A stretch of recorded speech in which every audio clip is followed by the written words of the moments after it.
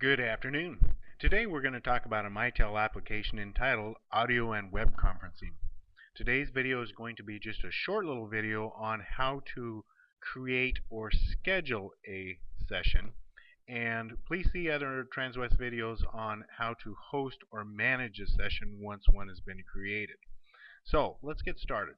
What you'll do is you'll open a session of your browser and input the domain name to access your AWC login homepage. You'll input your login ID followed by your password and select Login. Once you're logged in, you'll be taken to your Unified Communications portal.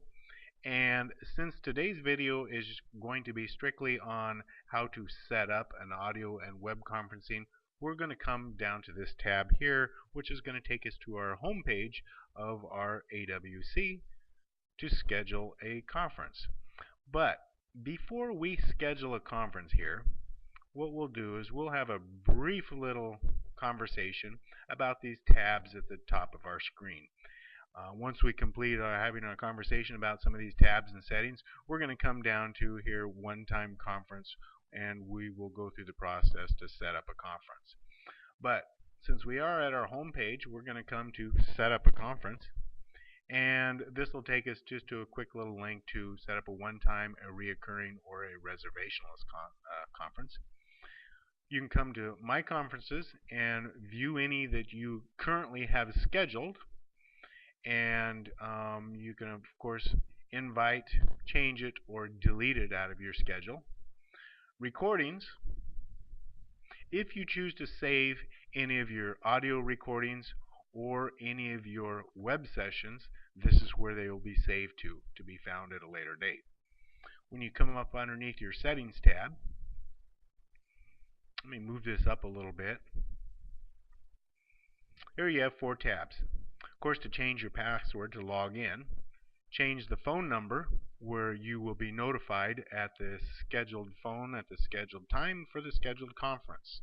By default, it comes up with your desk phone. Email invitations. You have 2 choices of email invitations that you can send out to your invitees. You have a long version and you have a short version. I prefer the short version over the long version. Myself, I feel that the long version is just information overload. So let me do this. Let me move this up a little bit, and we'll just do a quick little preview of what the short version is. You can play around with these and you can decide which version works best for you. But here's that short version. Of course, you'd address it. You could put a subject matter in, input some text into the body of your email. But in a nutshell, it has all the basics. The date and time the conference was scheduled, the phone numbers the parties must dial, followed by the extension number to come in, and lastly followed by an access code that they must dial to come into the audio portion. This link will be the link to allow them into the web portion, and then lastly, if they choose to add it to their Outlook calendar, they may choose to do so by clicking this link. So feel free to take a look at that long version, and you may find that that one works best for you. We'll come up underneath the Reports tab, and this is just a great little tool to review all of the conferences that you've had or held for a specific date range. So let's come on back up to this set up a conference. Now, like we mentioned at the beginning of this video, our goal here was to set up a conference. So we'll come and we'll just select a one-time conference.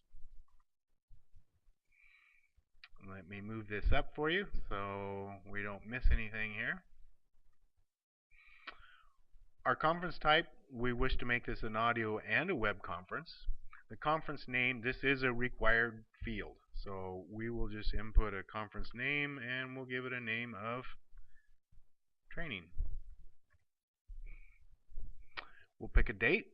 Let's pick Friday, April 15th at, say, I don't know, we don't want to go too early here, do we? Maybe, say, 9 o'clock, 10 o'clock in the morning.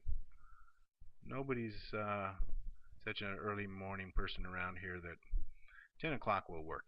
By default, comes up PM. So be very careful about this prompt here. Duration, we don't expect it to last over an hour. Conference size, we do need to have a detailed uh, conversation about this conference size tab right here. Very important. This is a port-based application.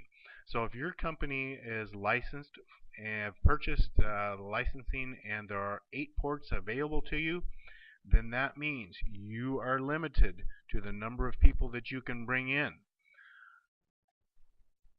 8 parties. Of those 8 parties, that would include 7 external parties plus yourself equals 8.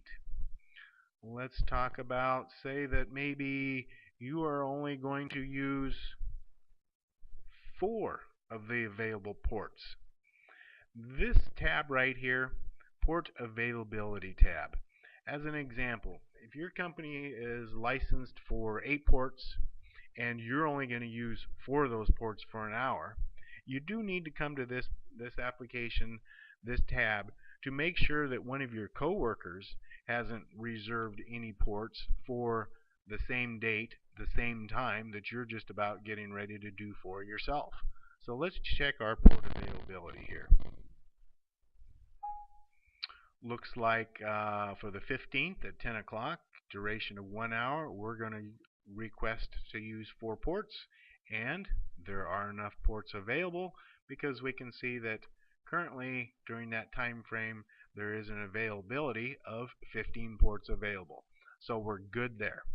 And we're going to go ahead and mark this conference as a published conference, so then when my coworkers log into their AWC portal, they can see that I have a scheduled conference. Billing codes with department and project, your choice on that. However you feel that your company will operate best. Call features. Again, this is where you're going to customize it to how you feel best. If you choose that you must be present for your external parties to dial in and come in, then you'll check this box. Roll call. This is a nice function here. Of course, with this checked, then when they dial into the audio portion, they are asked to record their name, and then it plays the name to the existing parties that are already in the conference, so we can all make our introductions that way. Now this join and leave tone, again, your choice, and we're going to come down to password protection. If you decide to password protect this conference, here's where you input the passcode determined by you. Let's input one real simple, such as the word help. That will be our password for this web session. So let's go ahead and include that passcode to the participants. So once we figure out the times and the functions of how we're going to operate this conference, let's go ahead and select OK. That will bring us to the conference detail page. If I choose, I could load any documents to this particular conference. Here's the body, name, duration, and conference size, the features that we've chosen, and over here the access information. These are the phone numbers that all of your parties will need to dial, followed by the extension number to come in. And lastly, everybody will need these access codes, the leaders included. So these access codes must be dialed to come into the audio portion of the conference. So I would go ahead and email an invitation to the leader, whether that leader be you or you've designated somebody else as the leader. And of course, you never want to forget to send an invitation to your participants.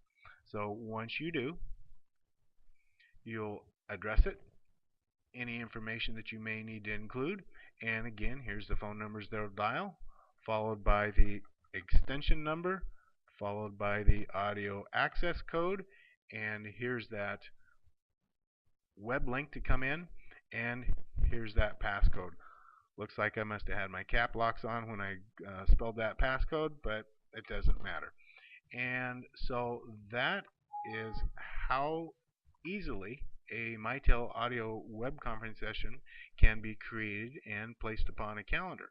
So please see other Transwest videos on how to host a session and enjoy using your Mitel audio web conferencing. Thank you.